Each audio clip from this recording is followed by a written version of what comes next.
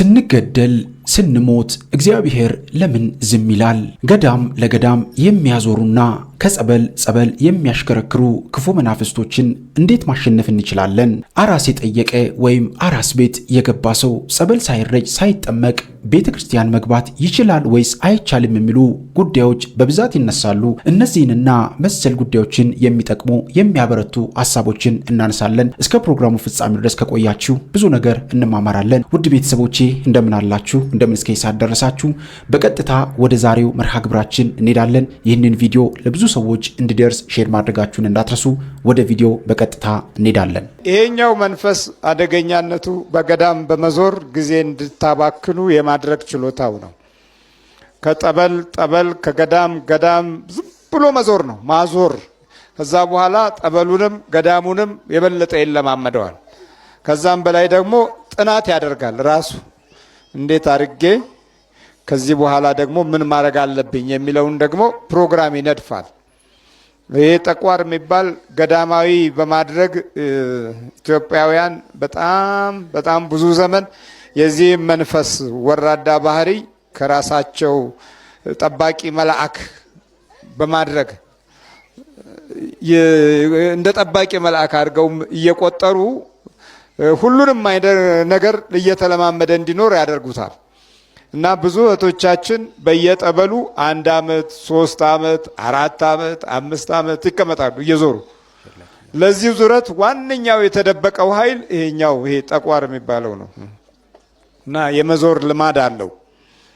ከቦታ ቦታ የማሽከርከር ጠባይ አለው። ሌላው ደግሞ በህልም ሚስጥራዊ ተናጋሪ በመምሰል ቦታዎችን ለመጠቆም ይሞክራል።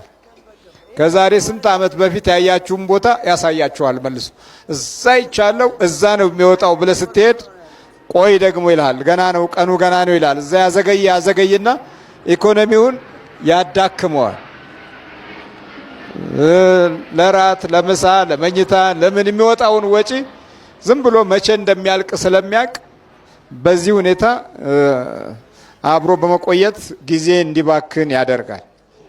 ላረገው ነበር እኮ እኔማ ጻድቅ ላረገው ቅዱስ ገብርኤል ነኝ፣ ቅዱስ ሚካኤል ነኝ፣ እመቤታችን ቅድስት አርሴማ ሱባኤ በማይገባበት የለውም። ሱባኤ ሁሌ ግን እኔ ነኝ እና ለወደፊት አንተ በረሃ ነው በቃ እድልህ በረሃ ነው፣ ይሄን ዓለም ትተህ ነው የምትሄደው እለዋለሁ። አውቄ እኮ እንዴ ከዛ በኋላ በህልም ነው የምትለው? በህልም በቃ በህልሙ አሳየዋለሁ። እንዲህ በሾክ ላይ እየሄደ ምን እንዳደረኩት አንዴ ታውቃለህ? ገዳም ላይ ሆነ ማለት ነው። እንዲህ መስታወት የተሰባበረ መስታወት እሾህ ጎራዴ ምናምን በስለቱ ላይ በህልሙ አስኬርኩት። ከዛ በኋላ ይሄንን ጨክነ ካለፍክ በቃ ትክክለኛው ሞገስ ታገኛለህ፣ እችን ለፋት አልኩት።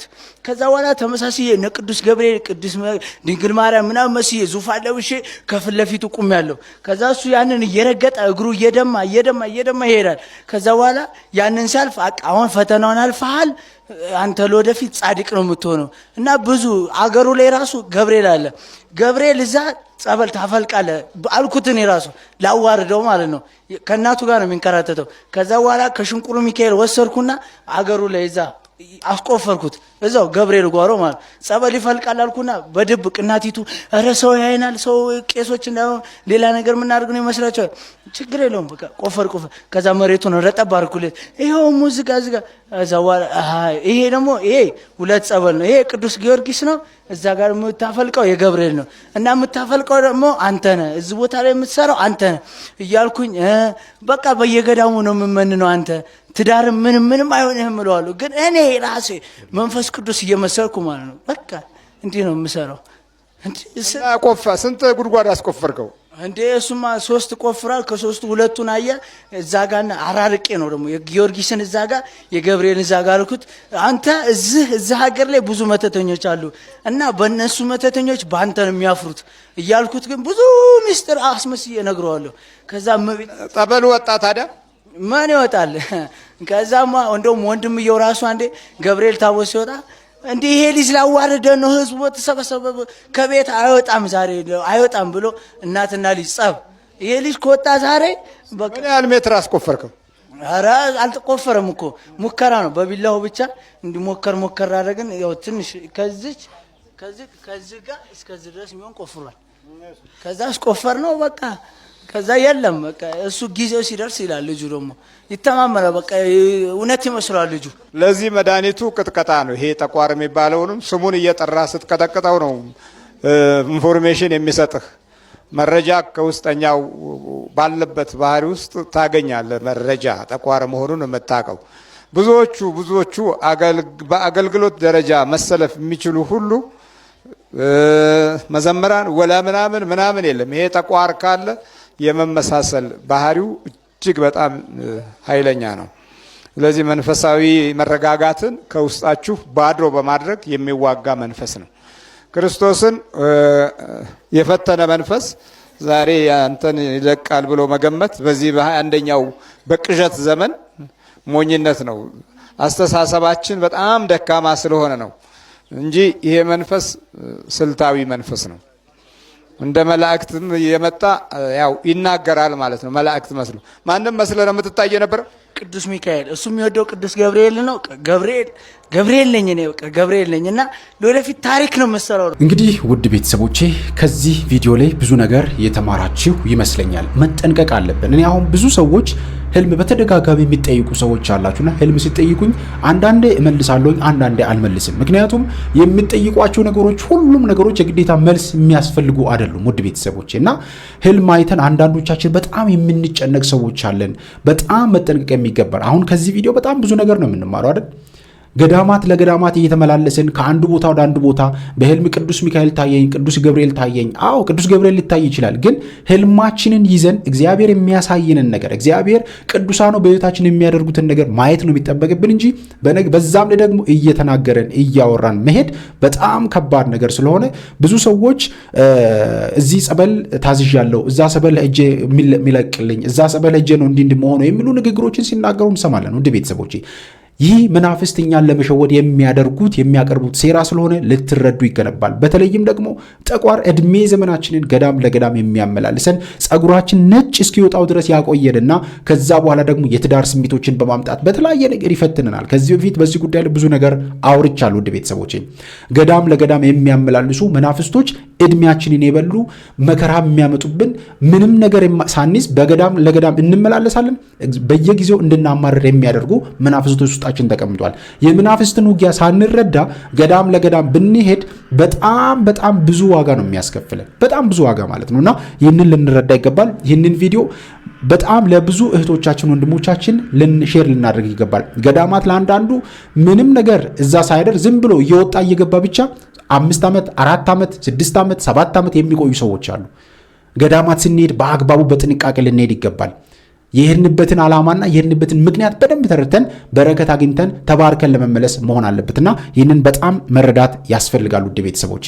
አራስ ቤት የገባ ሰው ወደ ቤተ ክርስቲያን ጸበል ሳይረጭ መግባት ይችላል የሚል ጥያቄ ተጠይቄያለሁ። እንግዲህ የአራስ ስርዓት በኦሪት ዘሌዋውያን ምዕራፍ 12 ላይ ተቀምጦ እናገኘዋለን። አራስ እስከ 40ኛው ቀን ወንድ ከወለደች እስከ 80ኛው ቀን ሴት ከወለደች ወደ መገናኛ ድንኳኑ ወይም ወደ ቤተ መቅደሱ እንዳትገባ ተከልክላለች ማለት ነው።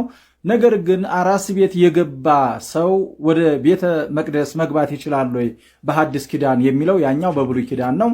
በሐዲስ ኪዳን ግን ወደ ቤተ መቅደስ ወዳውኑ ሴትዮቱን ጠይቆ እንኳን ማርያም ማረችሽ በሽልም ታውጣሽ ብሎ ወደ ቤተ መቅደስ ወይም ወደ ቤተ ክርስቲያን ለቅዳሴ ከሰዓት ሄዶ ማስቀደስ ይችላል የሚል ጥያቄ ተጠይቄያለሁ ማለት ነው። ለጠያቂዎቼ ክብር አለኝ፣ እግዚአብሔር ያክብርልኝ። ነገር ግን ይቻላል፣ የሚከለክል ሕግ የለም ማለት ነው። አሁን በሐዲስ ኪዳን የወር አበባ ለምሳሌ ያህል የመርገም ደም ከመባል ወደ ወር አበባ መጥቷል ማለት ነው። ስለ ወር አበባ ስለ ስጋ ፈሳሽ ደግሞ በዘሌዋውያን ምዕራፍ 15 ላይ ተዘርዝሮ እናገኛለን ማለት ነው። አንድ ሴት የወር አበባ በምታይበት ሰዓት እስከ 7ኛው ቀን ለራሷ በቤተ ክርስቲያኑ ዙሪያ በገረገራው ማለት ነው በዚህ በአጥር በመጠለያው ስር ጸሎት እንድትጸልይ ይፈቀድላታል ማለት ነው። ከዛስ መስቀል መሳለም ትችላለች።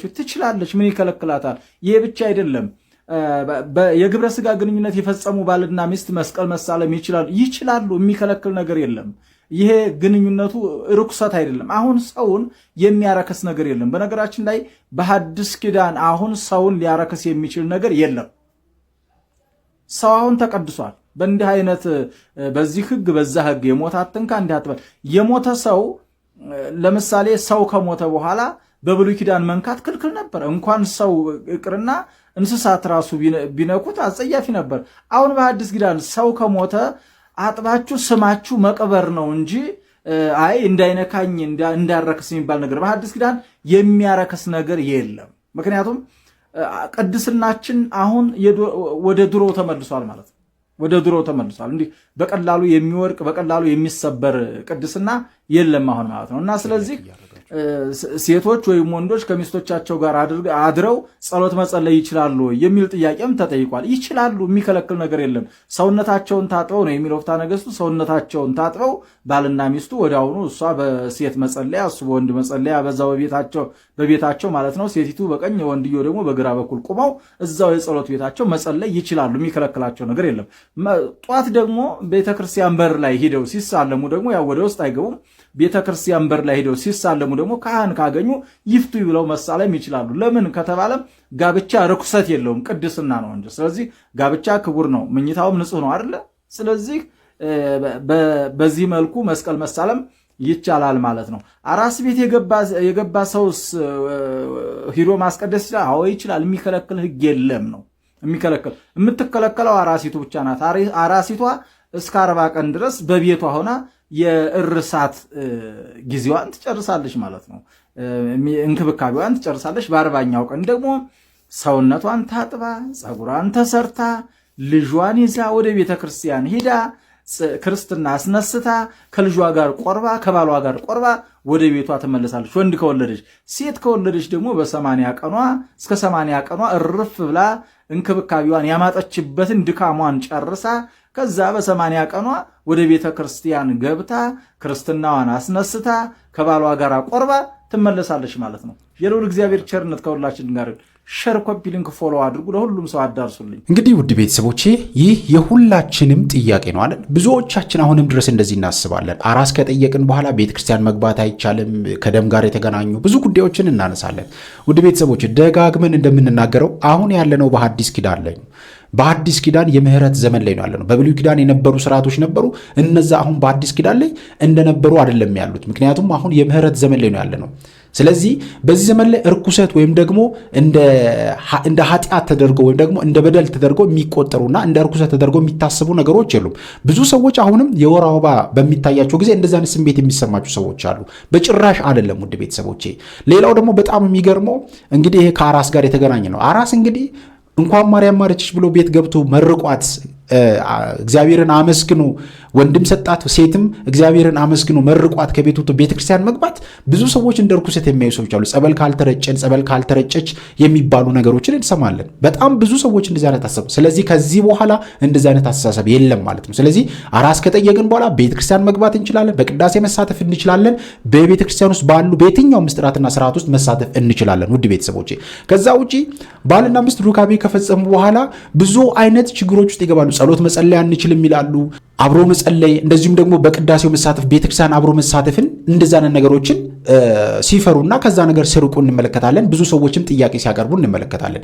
ይህ ውድ ቤተሰቦች ያለነው በሐዲስ ኪዳን ነው። ጋብቻ ደግሞ ቅዱስ፣ ክቡር፣ ንጹህ ነው። መኝታውም ንጹህ ነው ተብሎ የተነገረ ነው።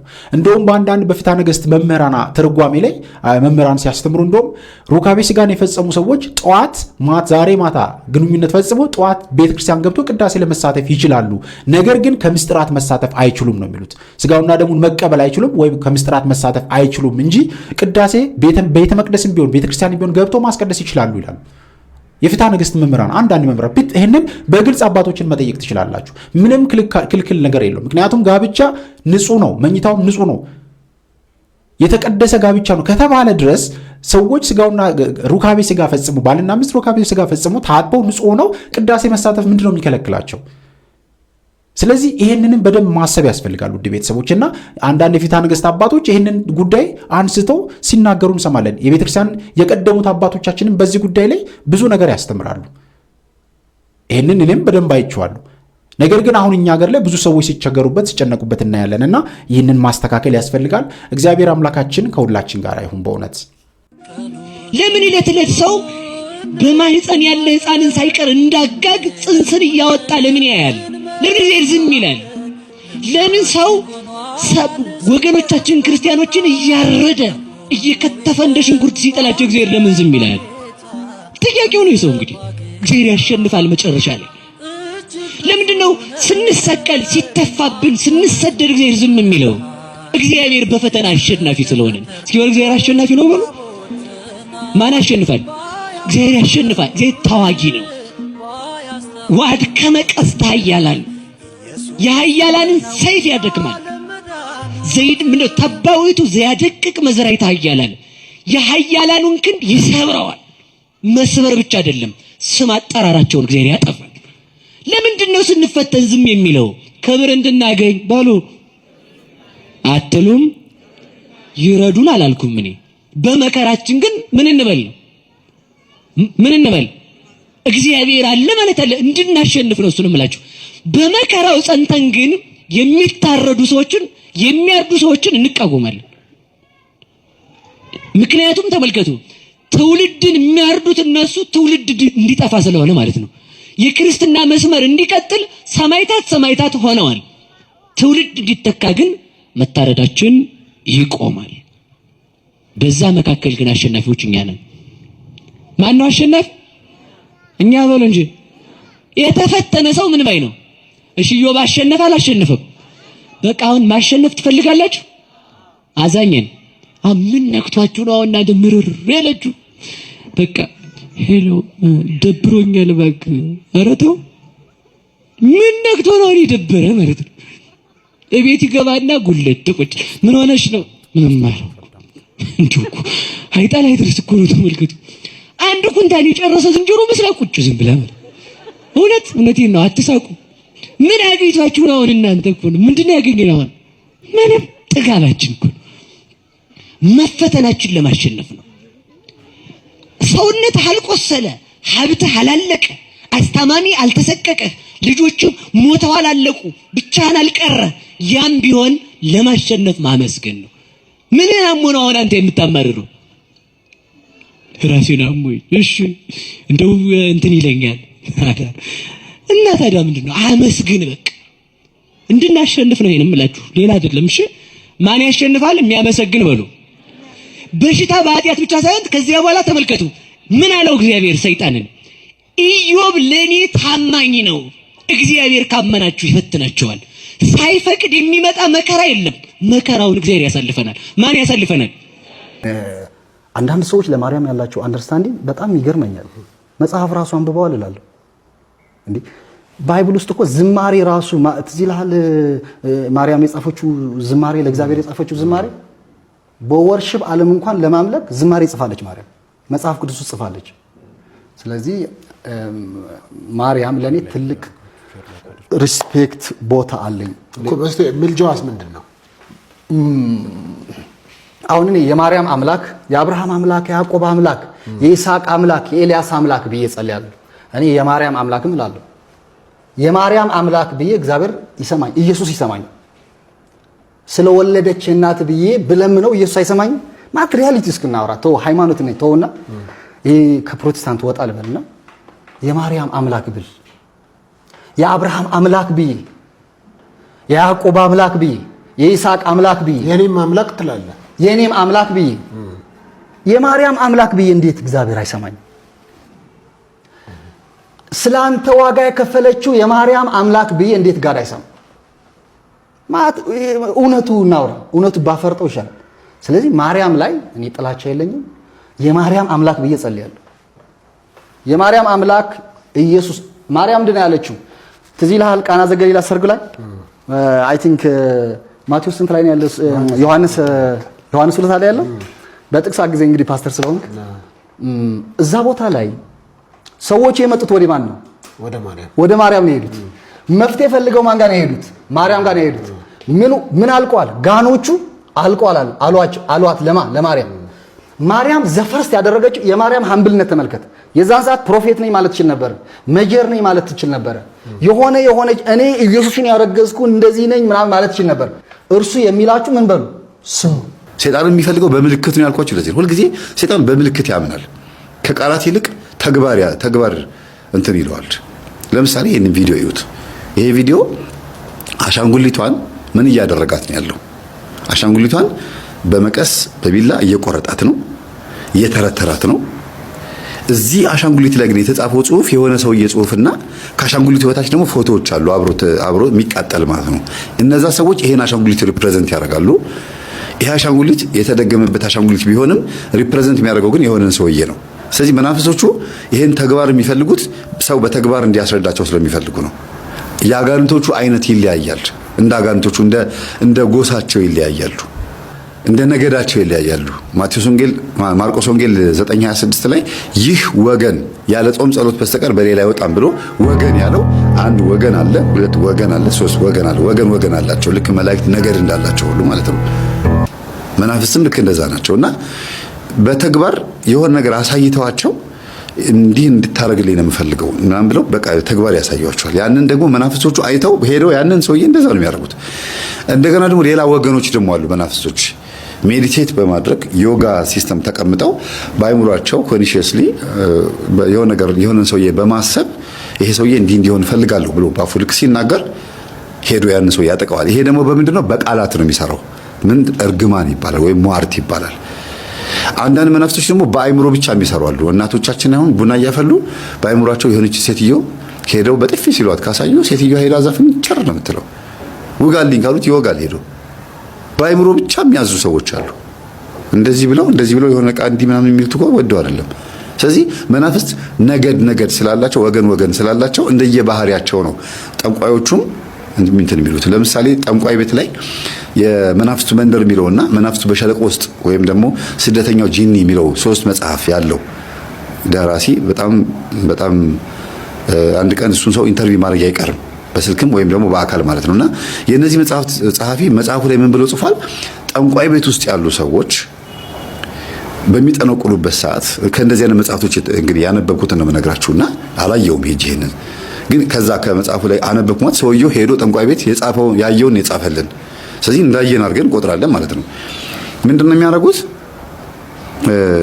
ልክ ጠቋር መጥቶ ሴትዮዋ ላይ ሲገባባት ወይም ደግሞ የሆነ መንፈስ አዳልሞት ሊሆን ይችላል ሲገባባት የምታሳየው አክሽን እና ወሰንገላ ወይም ታየ ከራማ ወይም ደግሞ ሰይፉ ጨንገር መጥቶ ሲገባባት የምታሳየው አክሽን ይለያያል። ጠንቋይዋ ወይም ጠንቋዩ ሰውዬ እንትን ገባ የሚሉት ሰዎቹ ራሱ አሁን የወረደው እንትና ነው ይላሉ። ሰው ጨንገር ነው የወረደው ይኸው እንደዚህ ያደረገው ነው ይላል። ጨንገር ሲመጣ የሚያሳየው ጠቋር ሲመጣ ቡናውን ዝግና ጎቃም ያደርገዋል። ወሰንገላ ሲመጣ ደግሞ ሰንደሩን ጭሳጭሱ ምናምን ይታጠነዋል። ፈንዲሻ ዝግን ካደረገ ቆሎ ከረሜላ ከበላ ሙጬ ዘሪጋ መጣ ይላሉ። አያችሁ እንደ ሰውየው አክሽን ነው መንፈሱ የሚታወቀው ማለት ነው። ሙጫዮ የሚባል መንፈስ አለ። ሙጬ ዘሪጋ የሚባል መንፈስ አለ። እንደ ህፃን የሚያርቅ ከረሜላ፣ ጣፋጭ ነገር፣ ብስኩት፣ ቸኮሌት ምናምን እንደዚያ ነገር የሚወድ ትልቅ ሰዎችም ሆነው ራሱ ይሄ የማይተዋቸው አሉ። ጣፋጭ ነገር ብቻ ነው የሚወዱት። በቃ ባህሪያቸው ራሱ እንደ ህፃን ነው። ቶሎ ያኮርፋሉ። ባህሪያቸው ይለያል። ቶሎ ደስተኞች ናቸው። በሆነ በትንሽ ነገር ይደሰታሉ፣ በትንሽ ነገር ያኮርፋሉ። የሚያዝናና ነገር ብቻ ነው ደስ የሚላቸው። ከሰው መካከል ሲገኙ ይስቃሉ፣ ይጮታሉ። ከዛ ደግሞ ትንሽ ቆይቶ የሚያለቅሳሉ። እንዴት ያን ነገር ይሄ ሙጬ የሚባለው መንፈስ ነውና ቡና ሲፈላ ፈንዲሻ እንዲቆላ እንትን እንዲል ከረሜላ እንዲኖር ዘና ፈታ የሚያደርጉ ነገሮች እንዲኖሩ የሚፈልግ ከሆነ ሙጬ ነው። እና ከዚህ አንፃር መናፍስት ሰዎችን ሰው ላይ እንዴት ብሎ እንደሚያድሩ ይታወቃል ማለት ነው። እና ይሄንን ቪዲዮ ስታዩት የሚያሳየው ምንድነው? መናፍስት ምልክት ይፈልጋሉ ማለት ነው። ሰው ላይ ሲገቡ ምልክት ይፈልጋሉ። በምልክት ነው የሚግባቡት ማለት ነው። ሁሉም አይደሉም፣ አንዳንዶቹ ማለት ነው። ስለዚህ የሰላቢ መንፈስ ሲዋረሰው ይሄ ሰውዬ የታሪካችን ባለቤት በጅብ መንፈስና በጅብ ቆዳ በጅብ ስጋ ምናምን አድርጎ ነው ያዋረሳቸው መስለብ እንዲችሉ። ጅብ በማታ በጨለማ መጥቶ ንጥቅ አድርጎ ነው የሚወስደው። ይሄም ሰው ደግሞ ሰው አይምሮ ጨለማ ሲሆን ሲደነዝዝ ማለት ነው። ሰው በቀን አይምሮ ጨለማ የሚሆንበት ጊዜ አለ። የቀን ጨለማ የሚባል አልሰማችሁ? በቀን ጨለማ ይሆንባችኋል። ከዛ ፍዝዝ ድንዝዝ ትላላችሁ። ከወሰደባችሁ በኋላ ነው ብንን ስትሉ ወይኔ ሞባይል፣ ብሬ፣ ወርቄ ምናምን ትላላችሁ። ሰውን እንደዚህ አድርጎ ነበር የሚሰልቡት ማለት ነውና ይሄ የሰላቢ መንፈስ ሰው ላይ እንዲገባ በእንደዚህ አይነት መልኩ ነው የአውሬውን ማንነት ነው የሚያዋርሰው። ልክ እንደ አውሬው ምሳሌ ድመት ከሆነች የተደገመችባት ወይም ደግሞ የድመት ስጋ ከሆነ የበላኸው ድመት የቤት እንስሳ ናት። እጇን እየላሰች ምን እያለች ቤት የምትቀመጥ ነች። ሶፋ ላይም ምንም ላይም ትቀመጣለች። ግን ሲርባት አምጡ ብላ የምትል ሰላቢ ናት። ድመቷ ሳትሆን ሰላቢ ሆነችው። በድመት የሚሰለብ ከሆነ እንደዚህ አይነት ባህሪ ነው የሚኖራቸው። የቤት ሰዎች ናቸው። ዘመድ ሊሆን ይችላል፣ ጓደኛ ልትሆን ትችላለች፣ ወይም ጎረቤት ሊሆን ይችላል። የድመት ስጋ ተደግሞበት ከሆነ የተጣለብህ ወይም የበላህ ወይም ደግሞ እየተደገመብህ በአጠቃላይ በድመት ስጋ ከሆነ እንደ ቤተሰብ መስሎ እንዴት ነሽ ደህና ነሽ ወይ እንዴት ነው እግዚአብሔር ይመስገን ምናምን እስቲ እንደው እንትን ፈልጌ ምናምን ብለው ተለሳልሰው እንደ ድመት ኛው እያሉ ድመት ሲርባት አይደል የምትጮኸው? ካረባት ለጥ ነው የምትለው። እስቲ ድመት ስራዋ ምንድን ነው? አይጥ መያዛል። እሱም ለሆዷ ነው። ግን በአይጥ ፈንታ ምግብ ብትሰጧት ምንድን ነው የምትሰራው ስራዋ? ስጋ ሰጣችኋት በየቀኑ ከልጅነቷ ጀምሮ። አይጥ ቢመጣ ትበላዋለች? አትበላው። ትፈራዋለች፣ ትሸሸዋለች። ስለዚህ ምንድን ነው የድመት ስራዋ? ሶፋ ላይ መቀመጥ፣ ይዳብሷታል ምናምን፣ ታጫውታቸዋለች ምናምን፣ በቃ አለቀ አይደለ? ሲርባትስ ቀውጢ ነው የምታደርገው ቤቱን። ልክ እንደዛ በድመት ስጋ ሲደገም ሰይጣን ምን ፈልገው እንደሆነ ያውቃል። የድመት ስጋ አድርገው ይሄንን ካበሏቸው እኔ ደግሞ ልክ እንደ ድመቷ ባህሪ ቤት ውስጥ እኖራለሁ ይላል። ከዛስ ያ ድመት ስጋ የበላው ሰው የተደገመበት ሰው ያ የደገመበትን ሰውዬ ወይም የደገመችበትን ሴትዮ ይንከባከባታል ማለት ነው። ሲጎልባት ራበኝ ስትለው ብር የለኝም ስትለው ምን ስትለው ይሰጣታል ማለት ነው። በአይጥስ የተደገመ ከሆነ ሰላቢ ነው። አይጥ ደግሞ በየማገሩ የተሽለኮልኮች መታ መሶቡን ቅርጥፍ አድርጋ በልታ እንጀራውን ቦድስ ታደርገዋለች፣ ልብሱንም ትበሏለች። ብብት ይሄ እዚህ ጋር ያለውን ጨርቅ ቦድሳ ወስዳ ለደብተራ ትሰጣለች። እንደዚህ አይነት ደብተራ አውቃለሁ።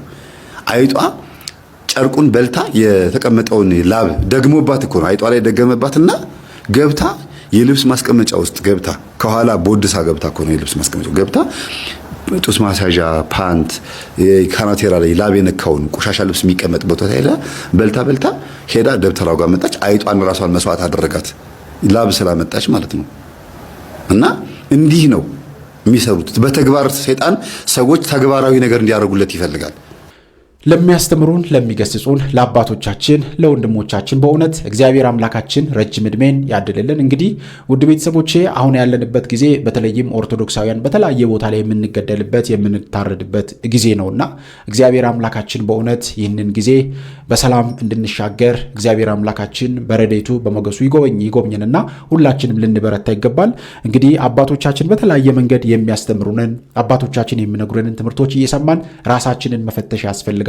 የጎደለንን ነገር መሙላት፣ ያጣነውን ነገር ማስተካከል፣ በጉዟችን በመንገዳችን ሁሉ እንዴት መሄድ እንዳለብን እንዴት መጓዝ እንዳለብን በደንብ ማየት ያስፈልጋል። በነገራችን ላይ የክርስትና ሕይወት ዝም ብለን በላይ በምናሳየው ነገር ብቻ የሚገለጽ ሳይሆን በተግባርም የምንኖረው ስለሆነ ብዙዎቻችን ዛሬ የተቸገረን ያለነው የሚታዩ ነገሮች አሉ፣ ነገር ግን በተግባር እሱን ነገር መኖር ስላልቻለን ብዙ ዋጋ እየከፈለን እንገኛለን። እንደዚሁ ደግሞ በመጀመሪያው ቪዲዮ እንዳነሳውላችሁ ገዳማት የምትሄዱ ሰዎች በጣም በጥንቃቄ ልትጓዙ ይገባል። በጣም በጥንቃቄ መሄድ ያስፈልጋል። እያንዳንዱ ጉዟችንና እንቅስቃሴያችንን በደንብ መቃኘት ያስፈልጋል። ዛሬ ጠላታችን ዲያብሎስ እኛን ለማጥመድ እኛን ለመያዝ የማይፈነቅለው ድንጋይ የለም። እኛን ወደ ታች ለመጣል እኛን ለማስቀረት በመንገድ ላይ ከበረከታችን ከሰላማችን እኛን ወደ ኋላ ለማስቀረት የማያደርገው ነገር የለምና ይህንንም ማሰብ ያስፈልጋል። በቀጣይ በሌሎች ቪዲዮዎች በሌሎች ትምህርቶች እስከምንገናኝ ድረስ የቅዱሳን አምላክ ከሁላችን ጋር ይሁን። በሀገር ውስጥም ከሀገር ውጭም ያላችሁ ኢትዮጵያውያን ኤርትራውያን ቤተሰቦቼ ሰላም እግዚአብሔር ከሁላችሁ ጋር ይሁን። ይህንን ቪዲዮ ለብዙ ሰዎች ተደራሽ እንዲሆን ሼር ላይክ ማድረጋችሁን እንዳትረሱ። ይቆየን። አሜን።